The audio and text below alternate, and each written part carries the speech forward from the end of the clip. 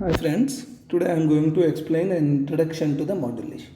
Modulation is defined as process of converting a low frequency message signal. We can take message signal here as voice signal to a high frequency modulated signal. This modulated signal is of high frequency, that is in the range of gigahertz.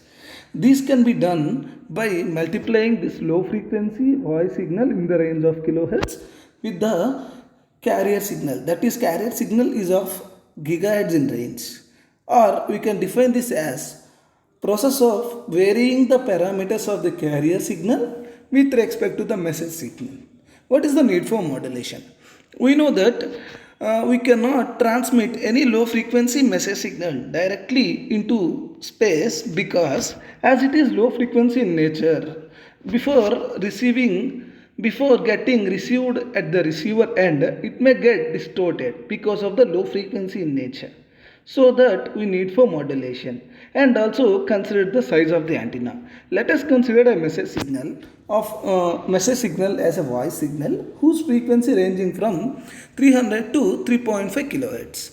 We know that mu is equal to c by lambda, where lambda is equal to 3 into 10 power 8 meter per second, and if you consider frequency as 300 kilohertz, and after calculation we will get lambda is equal to 1000 kilometers. That is, we have to construct an antenna of size of around 1000 kilometers, which is practically impossible in nature. So that in order to reduce the size of the antenna, we have to increase the frequency of the signal. This can be done only with the help of modulation. And we know that multiplexing of the signals. In order to multiplex more number of signals through the channel, we cannot multiplex it directly, because we know that if we take a multiple signals as a voice signals, as the voices are in the range of kilohertz only, kilohertz range of frequencies only, we can transmit all the signals through the channel directly. It may get interfere and results in distortion of the signal. So that we need modulation in order to avoid interference. We require modulation, and after modulation only we can multiplex the channels and to reduce the effect of noise. If the signal is transmitted directly, then signal to noise ratio if the signal is transmitted directly, then the signal to noise ratio of the signal is low. That is, we cannot get total signal completely recovered at the receiver end if the signal is transmitted without any modulation.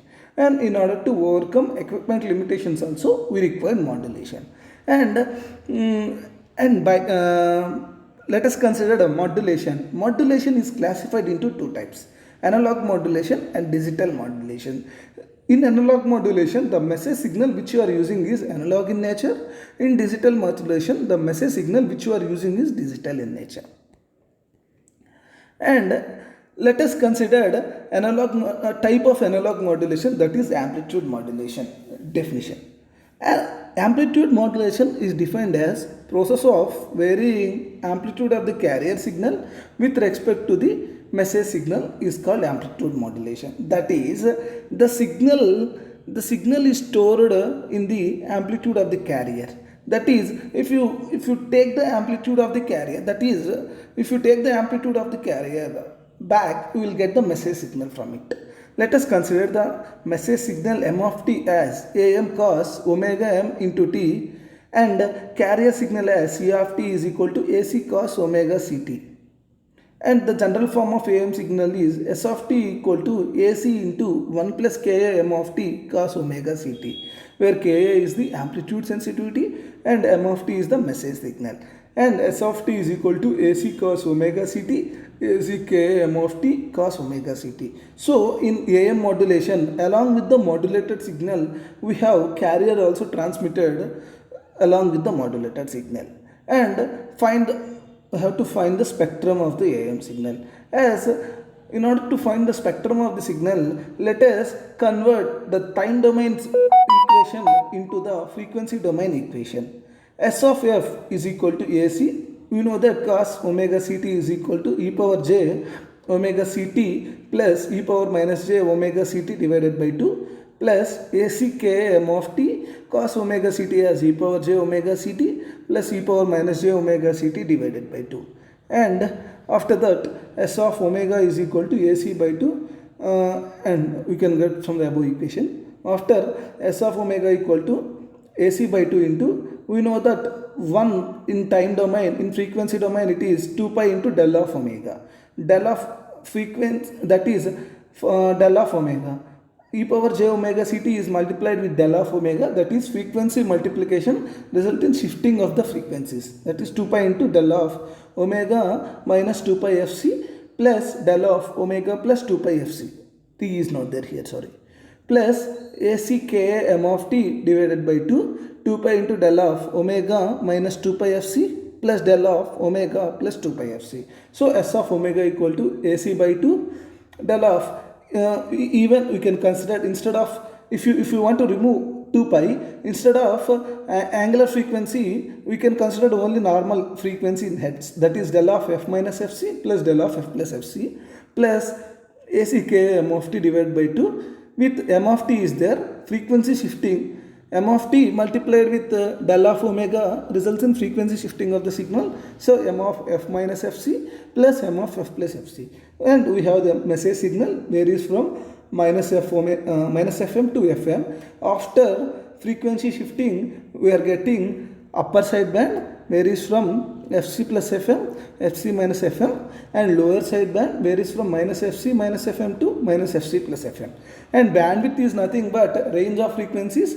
Bandwidth is nothing but difference in the upper and lower frequencies. You have to consider bandwidth only to the right half of the signal, that is bandwidth is equal to 2 fm. So bandwidth of the AM signal is 2 fm. Let us consider calculations for AM signal, power calculations for AM signal.